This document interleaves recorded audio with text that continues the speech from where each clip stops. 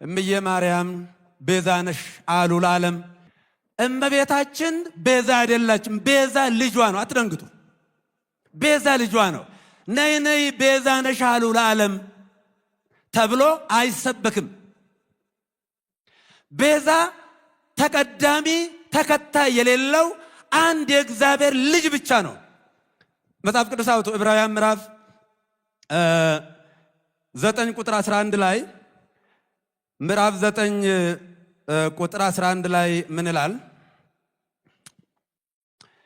ነገር ግን ክርስቶስ መጣ ዘንድ ላለው መልካም ነገር ሊቀ ካህናት ሆኖ በምትበልጠውና በምትሻለው በእጆችም ባልተሰራች ማለት ለዚህ ፍጥረት ባልሆነች ድንኳን ፈጽሞ ወደ ቅድስ በገዛ የዘላለም ቤዛነትን አግኝቶ በገዛ ደሙ ገባ እንጂ በፍየሎችና በኮርማዎች አይደለም።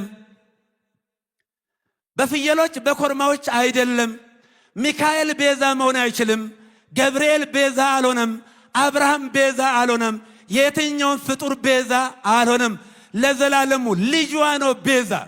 የእመቤታችን የቅድስት ድንግል ማርያም ልጇ የዓለም ቤዛ፣ የዓለም መድኃኒት፣ ለዓለም የተከፈለ ዕዳ በቀራንዮ ላይ የሞትና የኃጢአት መድኃኒት ሆኖ ለኛ የተሰጠ እጅግ የምንወዳቸው የምናከብራቸው ለጥቅም ያልተገዙ በብዙ ቋንቋ የመስበክ ተሰጥኦ ያላቸው ብፁዕ አባታችን ብፁዕ አቡነ ሄኖክ የአዲስ አበባ ሀገረ ስብከት ሊቀ ጳጳስና የቅዱስ ሲኖዶስ ቋሚ አባል እንዲህ በማለት ሰሞኑን መነጋገሪያ በሆነው በአቡነ ገብርኤል ስብከት የእመቤታችንን ክብር በፌስቡክ ድረገጻቸው ላይ አስፍረዋል።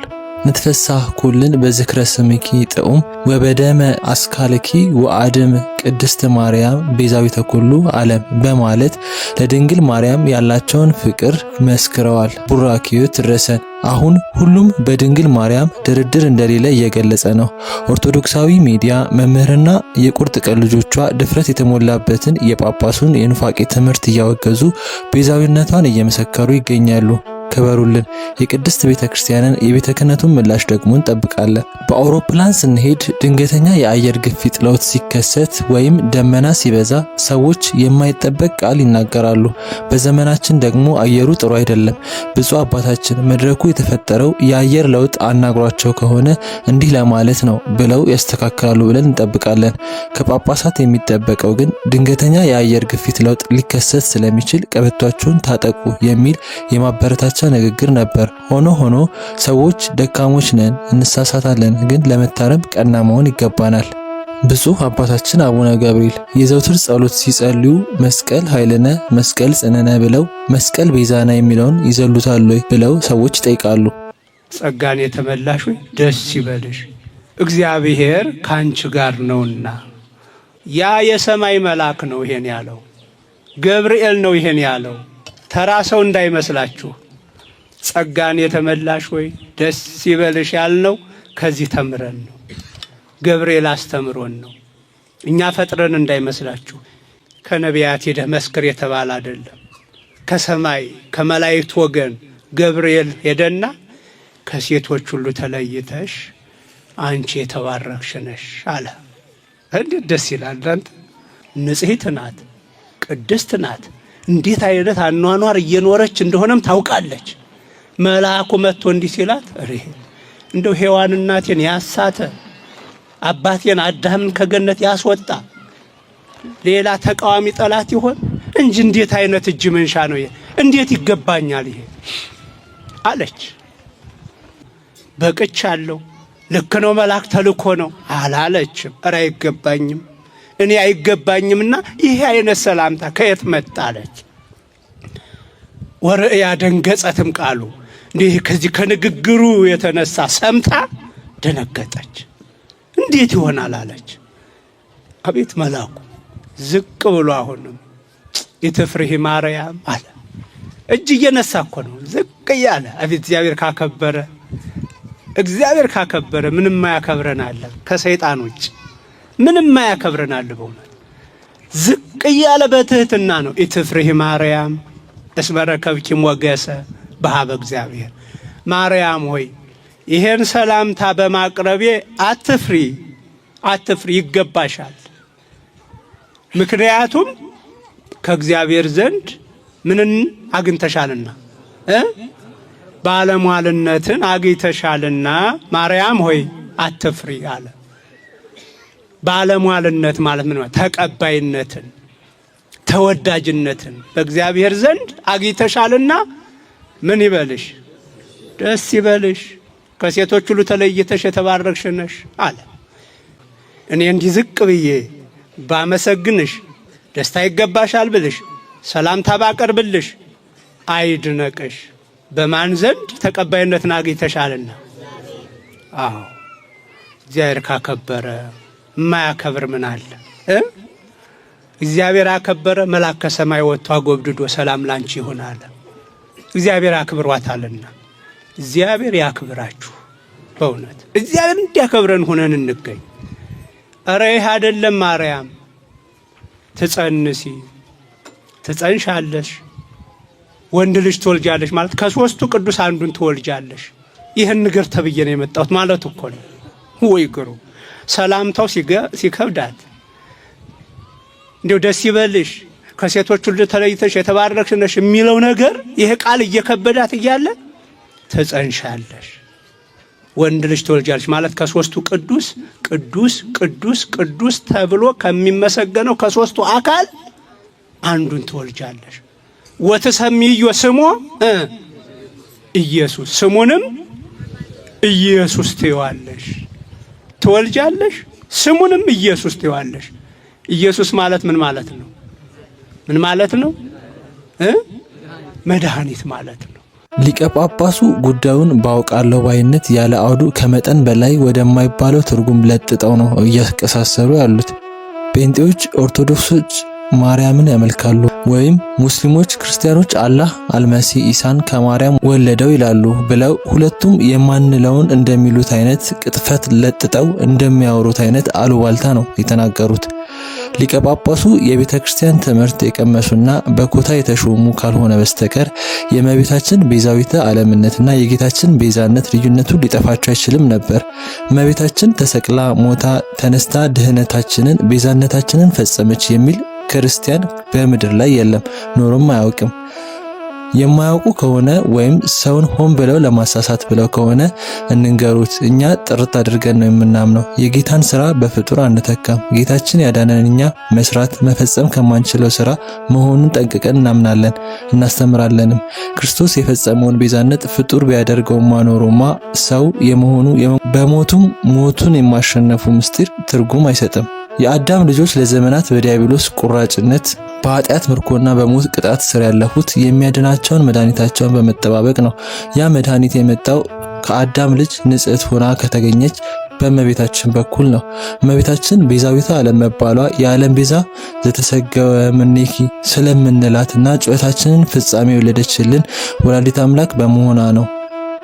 ቤዛዊተ ዓለምነቷ ከዚህ የተነሳ ነው። በእኛ ቦታ ባህሪያችንን ወክላና ሰዎች ያልቻሉትን እርሷ ግን በሁለመናዋ ንጹሕ ሆና በመገኘቷ አምላክን በመውለዷ የባህሪያችን ተወካይ በመሆኗ ቤዛዊተ ዓለም እንላታለን።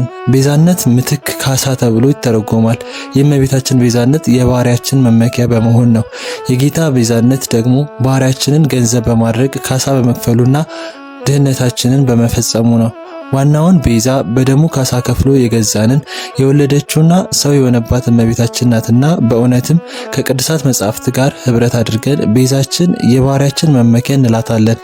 ከፍጥረት መካከል ከእመቤታችን ውጭ ወላዲተ አምላክነትን የተሰጠው የለም፣ አልነበረምም፣ አይኖርም።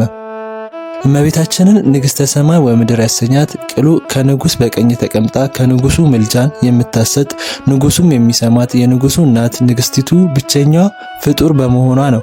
ይህ በእርግጥ በኑፋቄ በተበላሸ በሌሎች ፕሮፓጋንዳ በተሞረደ ጭንቅላት በጥልቀት ለማሰላሰል የማይቻል ታላቅ ምስጢር ነው። እኚህ ጳጳስ ተፈጸመ ተስፋው አበው በማርያም ድንግል ወበቀራንዮ ተተክለ መድኃኒተ መስቀል የሚለውን ምን ብለው ነው የሚረዱት? መድኃኒት ክርስቶስ እንጂ መስቀል አይደለም የሚሉ አውዱን የሳተ ትንታኔ መስጠት ይቻላል። ከቶ እየተቃወሙ ያሉት ማንን ይሆን? ቅዱሳት መጻሕፍትን ነው ወይስ ሰዎችን ነው? የሚናገሩትን ተረድተውታል ወይ? ዘውትር የሚጸልዩ እስከሆነ እሰግድ ለመስቀለ እግዚእነ ኢየሱስ ክርስቶስ ዘተቀደሰ በደሙ ክቡር መስቀል ኃይለነ መስቀል ቤዛነ መስቀል መድኃኒተ ነፍስነ አይሁድ ክህዱ ንሕነ ሳመነ የሚለውን እንዴት ነው የሚተረጉሙት? መስቀል ቤዛነ አለባቸው እኮ መስቀል ደሙን አፍሶ ካሳ ከፍሎ ተሰቅሎ ቤዛ ሆኖ አዳነን የምንል ነው የሚመስላቸው ማለት ነው። የመስቀልን ቤዛነት፣ የእመቤታችንን ቤዛነት፣ የአምላክን ቤዛነት ለያይተን የማናውቅና የማንረዳ እሳቸው ዛሬ የተረዱትና የተገለጠላቸው ነው የሚመስላቸው ማለት ነው። ዳህጸ ልጻን ሊሆን ስለሚችልና ተጸጽተው ሊያርሙት ከቻሉ በሚል ጠንካራ ቃላት ልንናገራቸው አይገባም። በጣም በርካታ ንባብ ማስረጃ ከሊቃውንቱ ማምጣት ይቻላል። አባት ነኝ ለሚል ሰው በሞቅታ መናገር ራስን ያስገምታል። አባት ማለት የሚናገረውን የሚያውቅ ለንግግሩም ፈሊጥ ያለው ሰከን ያለ እንጂ ጊዜውንና ነፋሱን ተከትሎ የሚነፍስ ማለት አይደለም። በነገራችን ላይ ኦርቶዶክሳዊት ቤተክርስቲያን ኮ ሪደምፕትሪክስ የተባለውን የእመቤታችንን የሰው ልጅን በማዳን ከክርስቶስ ጋር ትጋራለች የሚለውን የካቶሊክ ትምህርት እንደምንቃወም ያውቅ ይሆን ነው። ኦርቶዶክሳዊ የነገረ ድነት ትምህርት የፍጡርንና የፈጣሪን ስራ የማያደባልቅ ብቸኛው በደሙ የገዛንና ፍጡራን ማድረግ የማይችሉትን በማድረግ ቤዛ የሆነን መድኃኒታችን ኢየሱስ ክርስቶስ መሆኑን ጠንቅቆ የሚያስተምር ንጹሕ ትምህርት ነው። ነገር ግን አምላክን በድንጋሌ ሥጋ በድንጋሌ ነፍስ የወለደች እመቤታችን የሰው ልጆች የ5500 ዓመታት ተስፋ የተፈጸመባትና አምላክም ሰው የሆነባት ከፍጡራን በላይ ከፈጣሪ በታች የሆነች ንግሥት ሰማይ ወምድር መሆኗን እናምናለን። ቤዛዊነቷም ከዚህ ረቂቅ ምስጢር የሚቀዳ ነው። ይህ ካልተዋጠላቸው ቤቱን ለቆ ቆቡንም አስቀምጠው በከረባት መራወጥ ይቻላል። በቤቱ ስም ማጭበርበር ግን እርግጥ ነው በደሙ በተደረገ ቤዛነት ያዳነን አምላካችን ኢየሱስ ክርስቶስ ነው። ድንግል ማርያም ግን ለእኛ መዳን ምን ያህል አስፈላጊ ነበረች? እዚህ ላይ ነው የእመቤታችን በእኛ መዳን ውስጥ ድርሻ አላት የምንለው። መቼ እንደተጸነሰ ሰዎች ይረሱታል። እግዚአብሔር አምላክ ሰው የሆነው መቼ ነው? ገብርኤል መጥቶ ትጸንሻለሽ፣ ደስ ይበልሽ፣ ጸጋ የሞላብሽ ሆይ ሲላት ጸንሳለች? አልጸነሰችም? አልጸነሰችም። ወንድ ልጅ ትወልጃለሽ ሲላትስ ተጸንሷል? አልተጸነሰም። ዘመድሽ ኤልሳቤጥ ከጸነሰች ስንት ወር ሆናት? 6 ወር ሲል ተጸንሷል? ምንድነው የሚጠብቀው እግዚአብሔር ለመጸነስ? እነሆኝ የጌታ ባሪያ እንደ ቃልህ። ልክ ይህንን አረፍተ ነገር ተናግራ ስትፈጽም እግዚአብሔር ከሰማይ ወርዶ በእኛ መካከል ተገለጠ።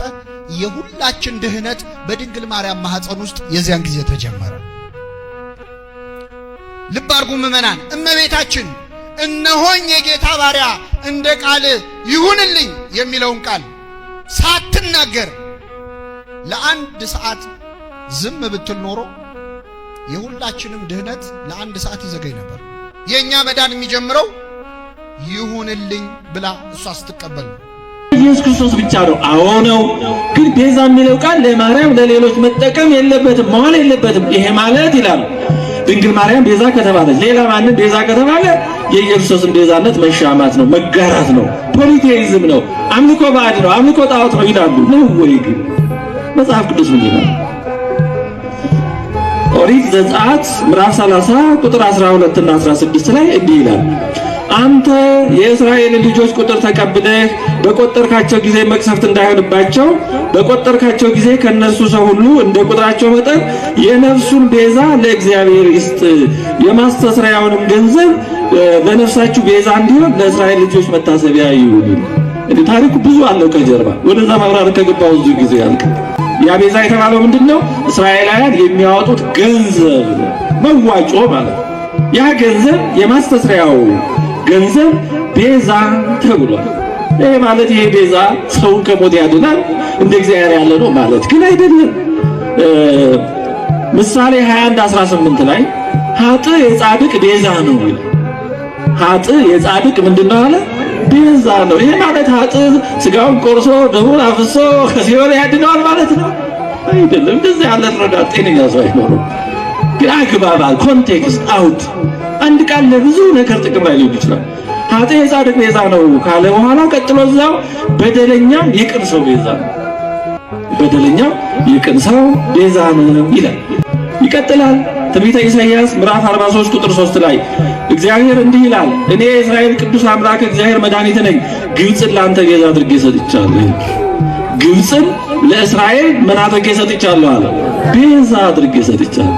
ታዲያ ግብፅ ለእስራኤል ቤዛ ነው ማለት ልክ በኢየሱስ ክርስቶስ እንደሆነው ከሞት ያድናል፣ ገነትን ይከፍታሉ ግብፃውያን ማለት ነው አይደለም። ለራሳቸውም እንደዛ አልሆነ፣ ግልጽም አይደለም ሐሳቡ። ስለዚህ አንድ ቃል በተለያየ አግባብ ለብዙ ነገር ጥቅም ላይ ሊውል ይችላል። ይሄ ቃል ለዚህ ብቻ ነው እያርገ ወይ እየወረደ አይነት ከከፍ ዝቅ የለውም አይባልም። መጽሐፍ ቅዱስ እንደዛ ነው የሚያሳየው። ብዙ ይሄን የመሰላሉ የሐዋርያት ሥራ 7:35 ላይ ሙሴን ለእስራኤል እግዚአብሔር ሹምና ቤዛ አድርጎ ላከው ይላል።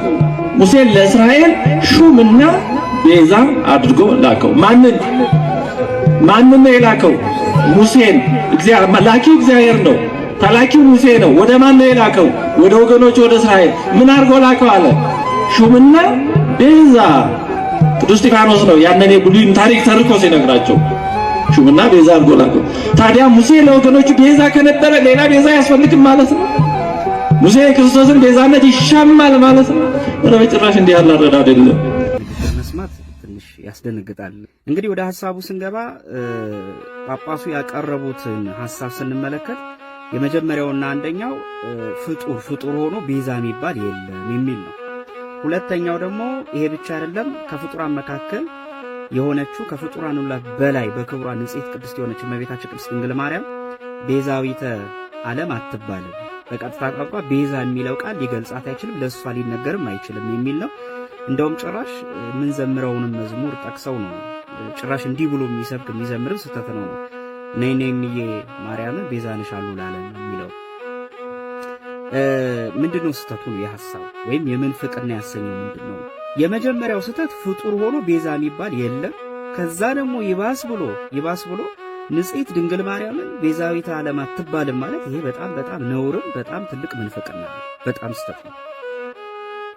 ሲጀመር ገና ሲጀመር የክርስቶስን ቤዛ ኩሉ ዓለም ብለን ጌታችን ኢየሱስ ክርስቶስን ቤዛ የምንልበት አንቀጽና ቅዱሳንን ቤዛ የምንልበት አንቀጽ ቃሉ ቢመሳሰልም ክብርና መጠኑ ይለያያል። ይህን መጀመሪያ ማወቅ ነው።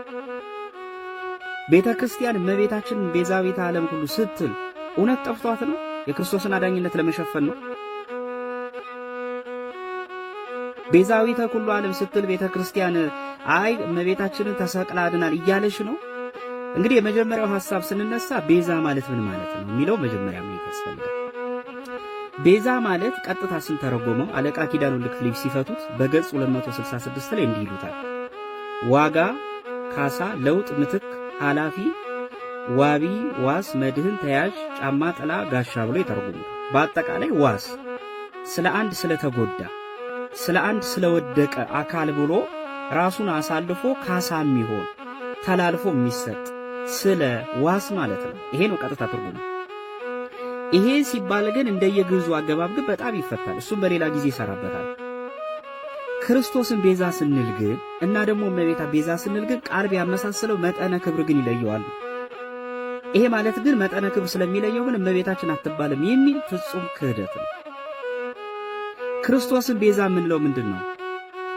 ከሦስቱ አካል አንዱ አካላዊ ቃል እግዚአብሔር ወልድ ከባሕርይ አባቱ ከአብ ከባሕርይ ሕይወቱ ከመንፈስ ቅዱስ ሳይለይ ከምልአትነቱ ሳይጎድል ከርቀትነቱ መግዘፍ ሳያገኘው ፍጹም ሰው ፍጹም አምላክ ሆኖ በተዋሕዶ ተገልጾ ሥጋውን ቆርሶ ደሙን አፍሶ የመርገምን የፍዳን ድንጋይ አንስቶ ዳግም በአዳም ርግማና ፍዳ ላንጠየቅ ከመርገመ ሥጋ ከመርገመ ነፍስ ያዳነን የቤዥን ቤዛ የሆነን ማንም ሊያነሳ ያልቻለውን ድንጋይ ራሱ በራሱ ያነሳልን ሥጋና ደሜን ብሉ ጠጡ ብሎ በሥጋና በደሙ ድነትና ገንዘብ የሰጠን አንዱ ቤዛችን ኢየሱስ ክርስቶስ ነው። እውነት ነው። ይሄን ለማንም አንሰጥ። እኛም እመቤታችንን ቤዛዊተ ዓለም ስንል ሥጋዋን ቆርሳ ደሟን አፍሳ ሰጥታን ብለን ነው አይደለም። ይሄም በደንብ ያውቁታል እሳቸው። እንኳን እሷ ዮሴፍ መድኃኒት ተብሎ የለን። ምን ይደንቃል ይሄ! ዮሴፍ በመጽሐፍ ቅዱስ ውስጥ መድኃኒት ተብሎ ተጠርቷል። እንዲህ ይላል ኦሪት ዘፍጥረት ምዕራፍ 45 ቁጥር 7 ላይ ለወንድሞቹ እንዲህ ይላቸዋል፣ እግዚአብሔርን በምድር ላይ ቅሬታን አስቀርላችሁ ዘንድ በታላቅ መድኃኒት አድናችሁ ዘንድ ከእናንተ በፊት ላከኛል። በታላቅ መድኃኒት ዮሴፍ መድኃኒት ተብሏል። እንኳንም እመቤታችን ቤዛ መባል ከትንሹ ስንጀምር በመጽሐፍ ቅዱስ ውስጥ እኮ ገንዘብ ወይም ሀብት ቤዛ ተብሎ ተጠርቷል። ገንዘብ፣ ተራ ገንዘብ፣ ሀብት ቤዛ ተብሎ ለምሳሌ መጽሐፈ ምሳሌ ምዕራፍ 13 ቁጥር 8 ላይ እንዲህ ይላል፣ ለሰው ነፍስ ቤዛው ሀብቱ ነው ይላል። ምን ማለት ነው ታዲያ? ይሄ ማለት ከእግዚአብሔር ቤዛነት ጋር አስተካከለ አይደለም። በመጽሐፍ ቅዱስ ውስጥ እንዲህ የሚል ቃል ተጽፎ እናገኛለን። ሐዋርያት ሥራ ምዕራፍ 7 ቁጥር 35 ላይ የሐዋርያት ሥራ ምዕራፍ 7 ቁጥር 35 ላይ ይህንንም ሙሴ በቁጥቋጦ በታየው በመልአኩ እጅ እግዚአብሔር ሹምና ቤዛ አድርጎ ላከው ይላል። ሙሴ ቤዛ ተብሏል። ይሄ ማለት ግን ሙሴ ለእስራኤላውያን ቤዛ አድርጎ ተላከ ማለት ግን ሥጋውን ቆርሶ ደሙን አፍሶ ሰጠ ማለት አይደለም። ራሱን እግዚአብሔር አድርጎ በእግዚአብሔር ቦታ ተክቶ ሥራ ሠራ ማለት አይደለም። እዚህ እመቤታችንን እኛ ቤዛ ስንል በክርስቶስ ቦታ እየተካን ነው አይደለም፣ በፍጹም። በመጽሐፍ ቅዱስ ለምሳሌ ነበር ብርሃን ማን ነው? አማኔ ብርሃን ኢየሱስ ክርስቶስ ነው። ብርሃን የዓለም ብርሃን እኔ ነኝ ያለ ኢየሱስ ክርስቶስ በአንጻሩ ደግሞ እናንተ የዓለም ብርሃን ናችሁ ብሏል ሐዋርያት። እና ብርሃን ተመሳሳይ ስላደረገ የሐዋርያት ብርሃን አይባሉም የክርስቶስን ይጋርዳሉ ተብሎ መሰረዝ አለበት ማለት ነው። መጥምቁ ዮሐንስ እኮ የሚያበራ ፋና ተብሏል እኮ። እግዚአብሔር አምላክ ነው፣ ከኔ በቀር ሌላ አምላክ አታምልክ አለ። ሙሴ እኮ አምላክ ተብሏል፣ በፈርዖን ላይ አምላክ አድርጌያለሁ ብሏል። ታዲያ ማለት የሙሴ አምላክነት ከእግዚአብሔር ይተካከላል ማለት ነው? ቃላት ስላመሳሰሉ አንድ ነገር ከዛ ነገር ጋር በክብር ተገብቶ ይነገራል ማለት አይደለም። እንደየአንቀጹ ይተረጎማል። በአዲስ ኪዳንም ጌታ የመዝሙረ ዳዊትን ጠቅሶ ለነቢያት ተርጉሞታል። የእግዚአብሔር ቃል የመጣላቸው እነዚያ እንኳን ምን ከተባሉ አማልክት ከተባሉ ብሏል። ራሱ ጌታ እውነተኛ እረኛ ስለ በጎቹ ነፍሱን አሳልፎ ይሰጣል ብሎ ራሱ እረኛ ብሏል። አማና የቸር እረኛ እውነት ነው። ሐዋርያትን ደግሞ የእረኝነት የጠባቂነት ስልጣን ሰጥቷቸዋል። በጎቼን ጠቦቶቼን ምራ አሰማራ ብሎ ለጴጥሮስ ኃላፊነት ሰጥቶታል። ይሄ ማለት አንድ ነው ማለት አይደለም። ስለዚህ እመቤታችን ቤዛዊተ ዓለም አትባልም ማለት ይሄ ፈጽሞ ክህደት ምንፍቅና ነው። ቅዱስ ያዕቆብ ዘሱሩግ ለምሳሌ በዚህ በኦን ዘ ቨርጅን ወይም በእንተ ድንግልና በሚለው መጽሐፉ ላይ በገጽ 29 እስከ 34 ባለው ላይ ስታነቡት እንዲህ ይላል። ሊቁ ሲናገር አዳምን እንዲሞት ያደረገችው ይላል። በደንብ ስሙ። ያቺ ክፉ ቀን ተለወጠቻል። እርሱም አለ ከሞት የሚድንባት ሌላ ቀን መጣች ይላል። ዝቅ ብሎ ግን እንዲህ የሚላት ሐሳብ አለች። እባቧ ሳትሆን ገብርኤል ሊናገር ተነሳ። ሔዋን ሳትሆን ድንግል ማርያም ቃሉን ልትቀበል ተዘጋጀች። በተንኮል ቃል የሚያስተው ሳይሆን ሕይወትን የሚያውጅ እውነተኛ ቃል ወጣ። በሞት ዛፍ መካከል የሞት ዕዳዋን በጻፈችው እናት ፈንታ። ቤዛ ማለት ፈንታ ዋስ ማለት አይደለም። በሔዋን ፈንታ የሞታችን ምክንያት በሆነችው ፈንታ ቤዛ ልትሆን ማለት ነው። ስለዚህ ልጇ የአባቷን ዕዳ ሁሉ ከፈለች ይላል። እንደውም ጭራሽ እመቤታ ዕዳ ከፋይ ብሏታል። ይሄ ማለት ግን ክርስቶስ ዕዳ መክፈሉን አቁሞ እመቤታችን ከፈለች ማለት አይደለም። ምክንያት ድነት መሆኗን ነው። ወደ አባ ጊዮርጊስ እንግባ። ሰዓታቱ ላይ እንዲህ ይላል። በመጽሐፈ ሰዓታቱ ላይ ኩሎሙ ለእግዝእትነ ማርያም ላይ እንዲህ ይላል። ንትፈሳ ኩልነ በዝክረ ስምኪ ጦም ወበደ ማስካልኪ ማዕድም ቅድስት ማርያም ቤዛዊተ ኩሉ ዓለም ይላል። ቃል በቃል ስንተረጉሙ የዓለም ሁሉ ቤዛ ቅድስት ማርያም ሆይ በሚጣፍጥ ስም አጠራርሽና የሚያምር በሆነ ፍሬሽ ክርስቶስ ደም ሁላችን እንደሰታለን እና አባ ጊዮርጊስ ዘጋስጫ ተሳስቷል ማለት ነው። ሰአሉ ለነ ሐና ኢያቄም ወለድክምዋ ለማርያም ቤዛዊተ ኩሉ ዓለም ይላል። ሐናና ኢያቄም ለእናንተ ሰላምታ ይገባል። የዓለም ቤዛ የምትሆን ወይም የዓለም የመዳኛው ምክንያት አያችሁ፣ ለእመቤታችን ሲቀጸል የመዳን ምክንያት በመሆኗ ቤዛ ትባላለች እንጂ ተሰቅላ ዳነች የሚል ኮንቴክስት አይደለም። ስለዚህ ይኸው ተብላለች እና አባ ጊዮርጊስ ሰዓታቱን ቀደን እንጣለው። ለምሳሌ እንዚራ ሰባቱ ላይ እንዲህ ይላል። የምስጋናሽም ዜና እስከ ምድር ዳርቻ ደረሰ፣ እስከ ውቅያኖስ መጨረሻ ተመላለሰ። በመጀመሪያ የገነት በር በሔዋን በደል ምክንያት ተዘጋ፣ በመሸም ጊዜ ባንቺ ጽድቅ ተከፈተ ይላል። በደንብ ስሙ። በሰይጣን ጦር የቆሰለው የድነት መድኃኒት ባንቺ ተሰጠ። በኃጢአት በደንብ አድምጡ። በኃጢአት የሞተው ባንቺ ጽድቅ ዳነ ይላል።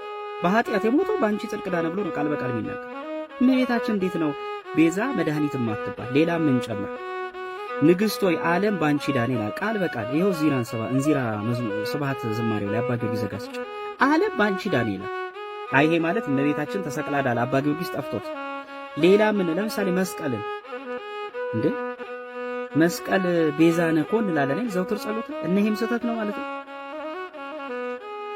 መስቀል ቤዛ ነህ፣ መስቀል መድኃኒተ ነፍስ ነህ እንለዋለን። ስለዚህ ዘውትር ጸሎት ስህተት ነው። መስቀልን ቤዛ ያልነው የተሰቀለውን ክርስቶስን እየጋረረ ነው። ይሄ አይደለም በፍጹም ምክንያት በመሆኑ ነው።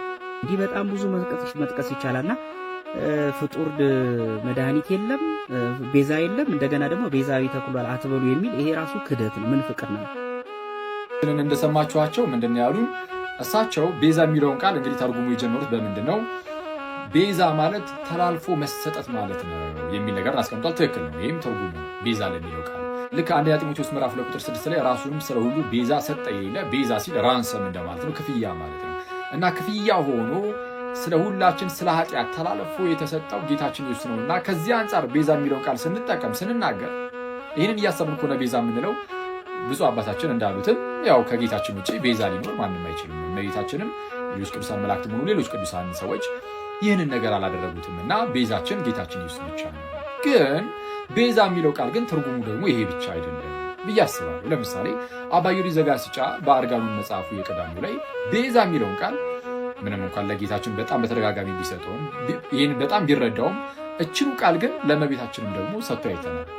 ቤዛ የምትለውን ቃል ማለት ነው። የቀዳሚው ላይ ምዕራፍ 1 ላይ ለእመቤታችንም ሰጥቶ አይተናል። መጽሐፍ ቅዱስ ይህንኑ ቤዛ የሚለውን ቃል ለሀብት ሰጥቶት ደግሞ አይተናል። ቤዛ የሚለውን ምንድነው? ሀብት የሰው ነፍስ ቤዛ ነው ይላል መጽሐፈ ምሳሌ ምዕራፍ 13 ቁጥር 8 ላይ ምሳሌ ምዕራፍ 13 ቁጥር 8 ላይ የሰው ነፍስ ቤዛው ሀብቱ ነው ይላል። የሰው ነፍስ ቤዛው ሀብቱ ነው። ሀብት የነፍስ ቤዛ ነው ማለት በቃ ሀብት ጌታችን ኢየሱስ ነው ማለት ነው? በፍጹም። ቤዛ የምትለዋ ቃል ለሀብት ተቀጸለች ማለት ኢየሱስ አያደርገውም ሀብትን። ልክ እንደዚህ ሁሉ ለእመቤታችን ቤዛ የሚለው ቃል ስለተቀጸለ እመቤታችንን ኢየሱስ አያደርጋትም። which means ቤዛ የምትለው ቃል ነሰሰሪ ለኢየሱስ ብቻ የምትሰጥ ሳይሆን እንደ አገባቡ እንደ መጽሐፍ ቅዱስ እንዳሳየን ሊሰጥ ይችላል። ግን ከምን አንጻር ተናገሩት የሚለው ግን መታየት አለበት። ለምሳሌ መጽሐፈ ምሳሌ ላይ ለሰው ነፍስ ቤዛው ሀብቱ ነው ሲል ምንድነው? ሰው ሀብትን በአግባቡ ከተጠቀመበት ምንድነው? ልክ እዛው መጽሐፈ ምሳሌ ላይ የሚናገረው ነገር አለ። ለድሃ ቸርነትን የሚያደርግ ይላል። ሚኒንግ የሚለግስ ለድሃ የሚሰጥ ለእግዚአብሔር ያበድራል ይላል። ለማን ያበድራል? ለእግዚአብሔር።